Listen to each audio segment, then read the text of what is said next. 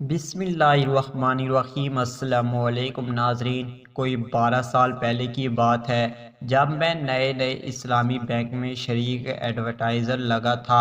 ایک دن ایک نوجوان میرے آفس میں آیا اور کہنے لگا، مفتی صاحب مجھے آپ سے ایک مشورہ کرنا ہے، اگر اجازت دیں تو۔ چنانچہ میرے اجازت دینے پر وہ شخص کہنے لگ گیا، میری بیوی حمل سے ہے، لیکن ڈاکٹر کا کہنا ہے کہ آپ کی بیٹی پیدا ہوگی، لیکن وہ ٹانگوں سے معذور ہے۔ بس مفتی صاحب آپ بتا دیں کہ کیا میں حمل گرا سکتا ہوں؟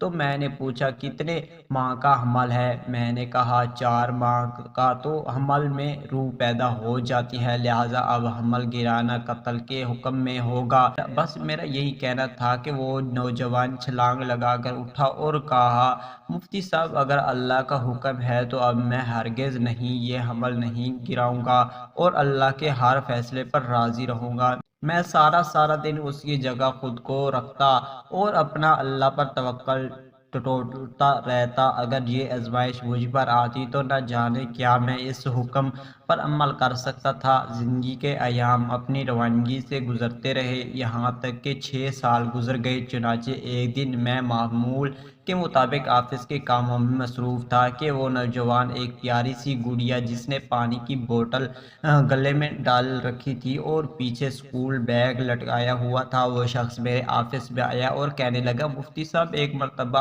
آپ سے حمل گرانے سے متعلق شرعی مسئلہ پوچھنا تھا، لیکن آپ نے عدم جواز بتا دیا تھا۔ چنانچہ میں اللہ پر بھروسہ کر کے حکم اہل پر عمل کیا جس کا اللہ نے مجھے یہ انعام دیا۔ میری بیوی کی ساری رپورٹس غلط نکلی اور میرے اللہ نے مجھے صحیح سلامت بیٹی سے نوازا جو آپ کے سامنے ہے۔ بس ایک دم میری آنکھوں سے آنسو جاری ہو گئے اور یہ آیت میرے دماغ میں گردش کرنے لگی کہ جو اللہ پر بھروسہ کرتا ہے تو اللہ اس کے لیے کافی ہو جاتا ہے۔